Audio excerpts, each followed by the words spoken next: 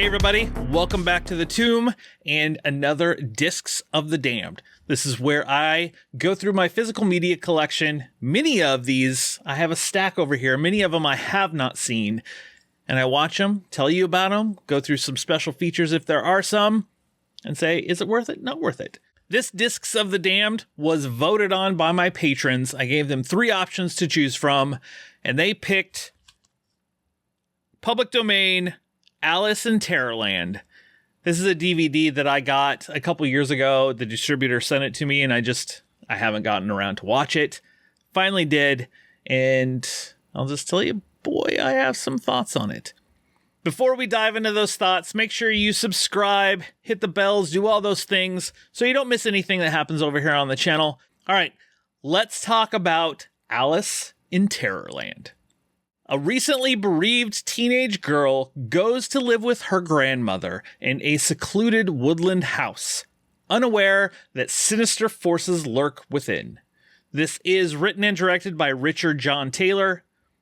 It stars Rula Lenska, John Paul Gates, Lizzie Willis, Steve Wraith, and many others. I will tell you right up front, this film has some good concepts to it. Overall, it just fell flat and failed. As you know, public domain horror, there is so much out there. There are multiple Alice in Wonderland. I mean, Alice in Terrorland is not the first Alice horror movie to come out. I know there are quite a few of them. Obviously, we have the Winnie the Poohs. We have a bunch of Popeye movies, Mickey, all kinds of them are out there. And I tend to watch them all. There are a lot that aren't good, and there are some that are just very enjoyable. This one, you have Alice who goes through, we kind of start out, she goes through a house fire, her family dies, and she has to go live with her grandmother out in this big secluded house that the area grandmother calls it Wonderland, surprisingly enough, and talks about how Lewis Carroll lived out here, grew up out here, and there's like a history of the area and everything else. And each night as she's going to bed, she reads her stories from Alice in Wonderland. And Alice starts having dreams. What's real? What's not? We get a white rabbit. It is a man who's wearing a white mask. The Cheshire Cat.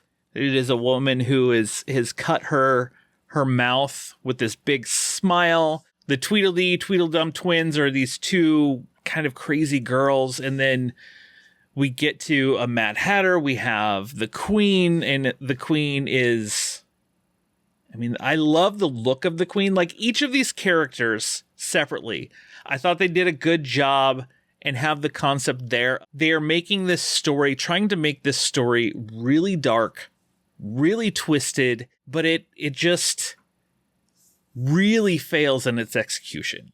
It's only 77 minutes long, but it is a slog to get through. It is very slow, very, very slow burn. And there are a lot of times like they set up each time it's setting up the character. We get the Mad Hatter scene, we get a White Rabbit scene, we get the twins scene, we get the Cheshire Cat scene. Like it's just this progressive next that you don't ever feel there's any story, the kind of the way that they're kind of meshed together. And when you get to the end and it all finishes up, you don't really care. You're just like, well, we got a twisted story. It is dark, but it kind of failed. It felt like they got a hold of these rights to do this, that the rights opened up, and they're like, let's just make a movie. Alice in Wonderland, this movie can be twisted and dark, which it can be, and let's go really dark, make it really serious and really dark, try to make it as twisted as we can, but it fell flat. The Peter Pan horror movie, Peter Pan, the Neverland one that came out, I think it was 2 years ago, a year ago, it did that same thing, made it a dark, twisted tale, but that worked for me. That story worked.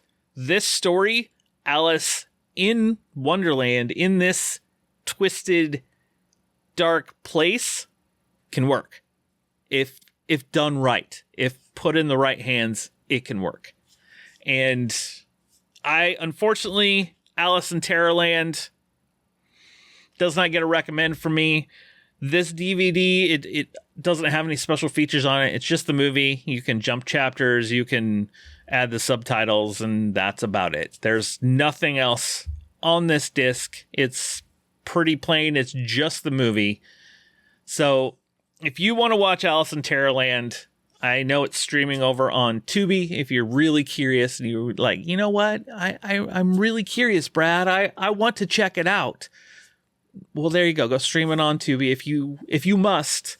Otherwise, I say, find a better film to watch, a better twisted tale to check out. If you did see it, let me know if you felt the same way. If you just didn't like it, if it didn't hit with you, drop them in the comments below. Just let me know. Well, that will do it for this Discs of the Damned. You can become a patron. Go to patreon.com/oldmanbrad. I put 3 options out there each week for my patrons to vote on, so you could vote, and you get these videos first before anybody else. What will I be watching next? I don't know. It's up to my patrons. Whatever it might be, even if it's a bad movie like Alice in Terrorland, I'm still going to have a good time talking about it.